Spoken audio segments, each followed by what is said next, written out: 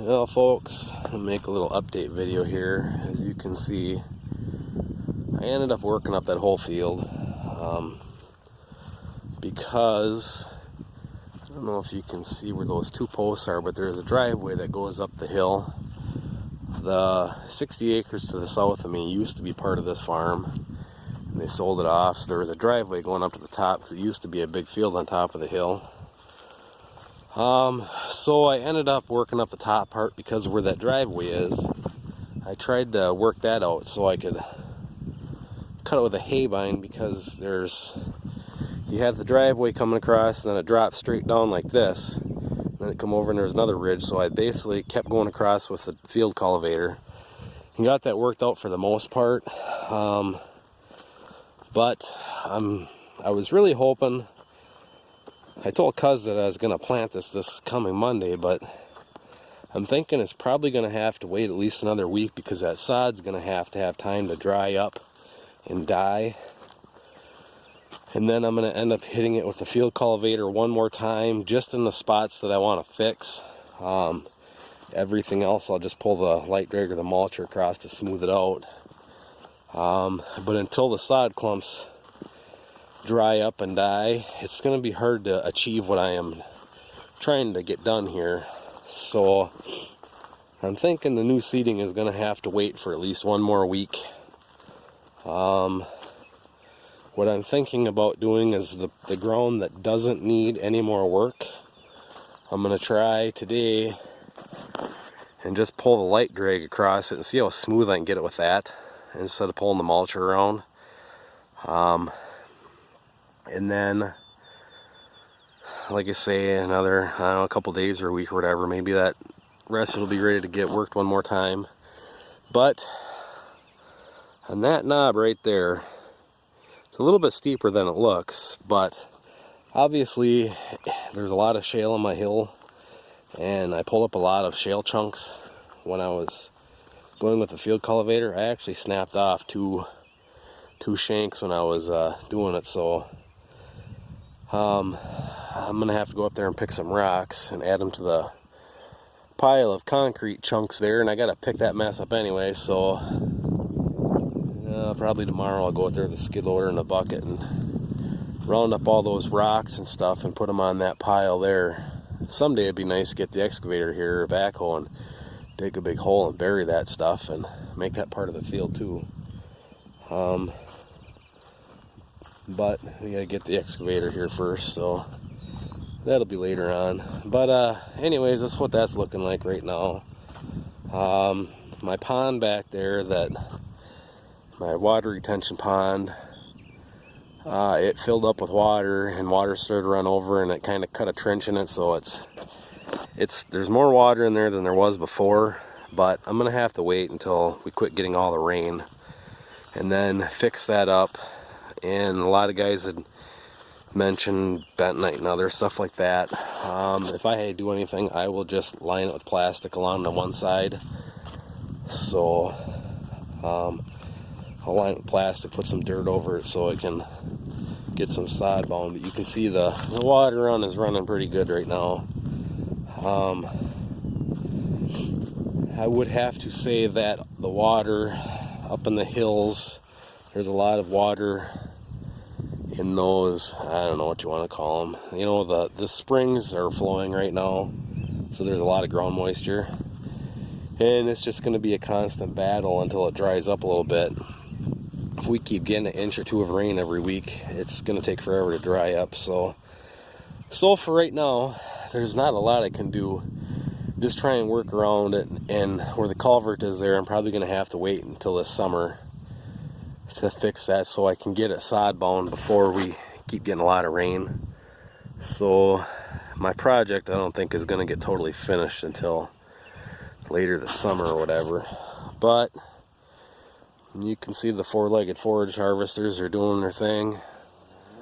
I have not started a piece of equipment or fed them any hay since Monday. Today is Sunday, so tomorrow will be a week. So yeah, they're doing their thing. They're feeding themselves. They're not It's not costing me anything to feed them right now, other than they're working on this hay field that should be growing for hay, but let's give them the pasture a chance to get growing. So they're all doing good. There is a bale of hay that is still in by the shed that I put out last Monday for them to eat, or actually last Sunday. It'd have been a week ago now, and they have not touched it, so obviously they're not lacking anything. They're getting plenty of forage off this 10 acres here. Actually, it's only about 8 acres, being this stuff here is, you know, not really growing anything. So that's what's going on there. And then I wanted to share some other news. I don't know if I can, I don't think I can get my camera to switch around to face me without stopping it. I don't see, I don't know. Anyways, so Friday, well, it would have been like Tuesday, I got a phone call from our NRCS office, and the guy that I deal with down there asked if I would be interested in meeting with a guy from basically the state office. The way I understood it was going to be he was going to come interview me, and then he basically was going to make like a profile, the way I understood it, and it was going to be set up so other producers who are interested in the stuff that we are doing can reach guys like me and talk. Like, you know, I make YouTube videos, and there's people that are interested in no-till or whatever. They can comment on there, and I can answer back. Well, there's a lot of farmers, obviously, that don't go on YouTube. And this is just supposed to be a way for them to get a hold of the producers so they can ask questions or run ideas by them or whatever. Well, so Friday, this guy shows up for this appointment, you know, with me, and he comes out and walk around the fields, you know, and he's got a shovel, and we start digging dirt, and he's looking at my soil or whatever, and how well things are looking compared to what they used to look like. And anyways, we get done out in the field, and we go back to the yard, sit at the picnic table, and he's gonna do his like interview type deal. And it turns out that he plans to come a couple times throughout the summer just to check on things and see how things are going. And then this winter, we're gonna get together for like 2 days and basically make a PowerPoint. And basically what this guy does, if you go on YouTube and watch any of like Gabe Brown or Ray Archuleta or any of them guys, when they're at these conferences and they're talking, this guy basically does the same thing.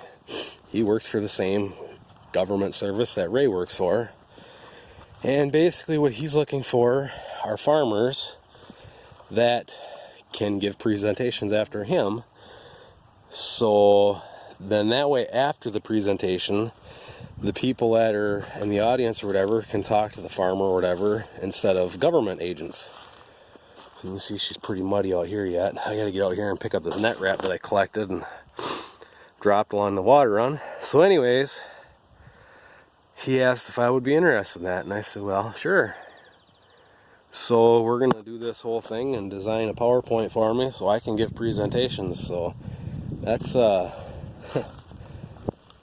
not exactly what I was expecting, but I'm all for sharing information and ideas and what's worked and what hasn't worked and what have you. So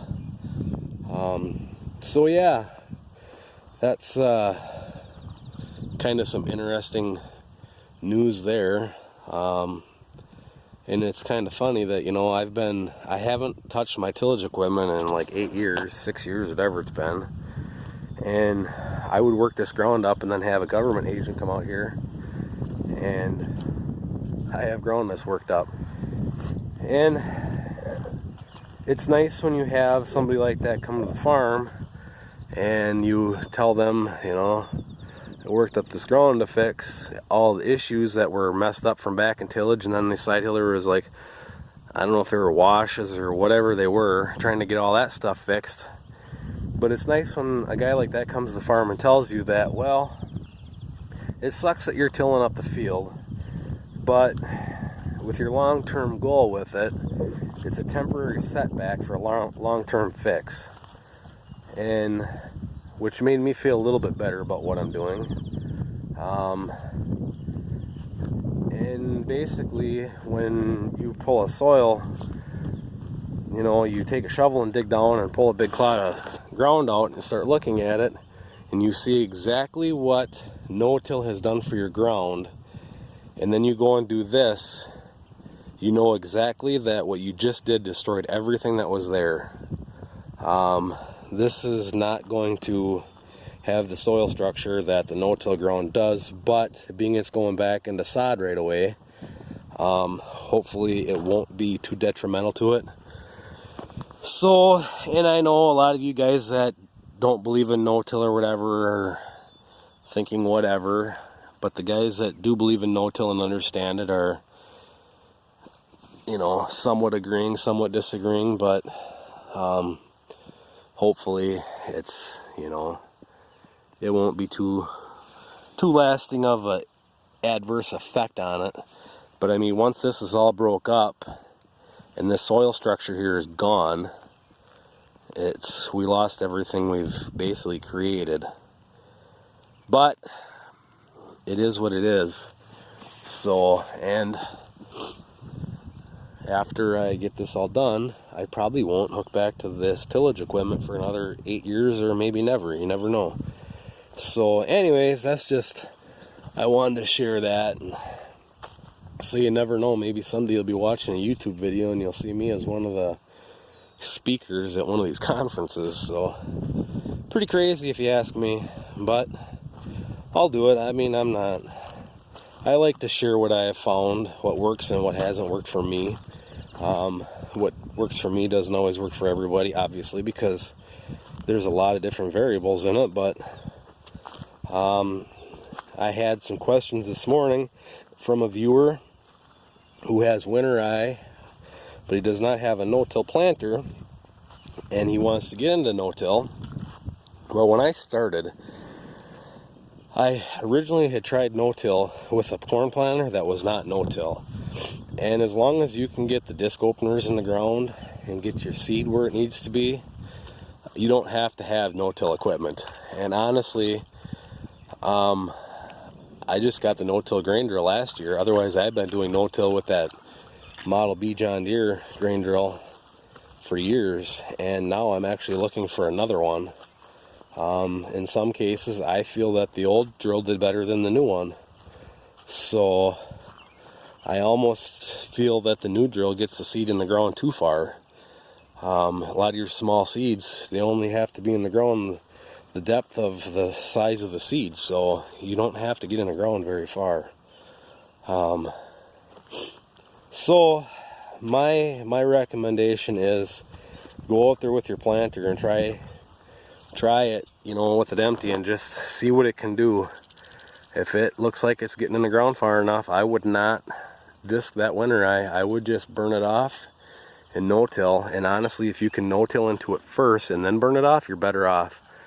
You're going to have a lot less issues planting into it when the winter eye is still green versus after it's starting to dry. It gets pretty tough. So, and then also, as long as the winter eye isn't terribly tall and wrapping around your chains, it's a lot easier to plant into it when it's standing, and then you know, a lot of times you won't even need your markers because you can see where you've been just by, you know, the ride that's still standing between your planter tracks. So I would honestly, I would not disc it. I mean, disking is one of the worst things for ruining soil structure. So, and honestly, when we pulled that soil out the other day, you can see where there was a compaction. There was compaction at 4 inches, compaction at 8 inches, and compaction at 10 or 8 or 4, 6, and 8. And I can go through each one of the pieces of tillage equipment and tell you exactly which one made each one of them. The disc did the 4 inch, and possibly the 6. Field cultivator did the 6 and the 8. So I don't have any other stuff. And if we would have dug down farther, closer to 12 inches, I'm sure there's another compaction layer there from chisel plowing from the guy that used to rent it before I did. So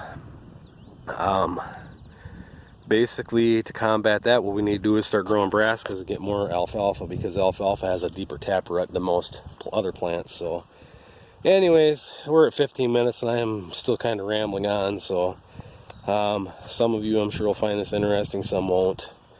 Hopefully I don't lose any subscribers because of my views and inputs. I don't hold it against anybody that does tillage, so it doesn't work here for me. So anyways, if anybody has any questions, feel free to ask. I'll try to answer them the best that I can. And any advice that I give, remember that it's free advice. I'm not charging for it. So along with free advice isn't always great advice. So don't hold it against me if I give you advice and it doesn't work for you, but it did work for me. So anyways, guys, thanks for watching. I'll try and get some videos of tillage here, working this field and stuff, so you guys can see some tractors running. So anyways, thanks for watching, everybody. We'll catch you on the next one.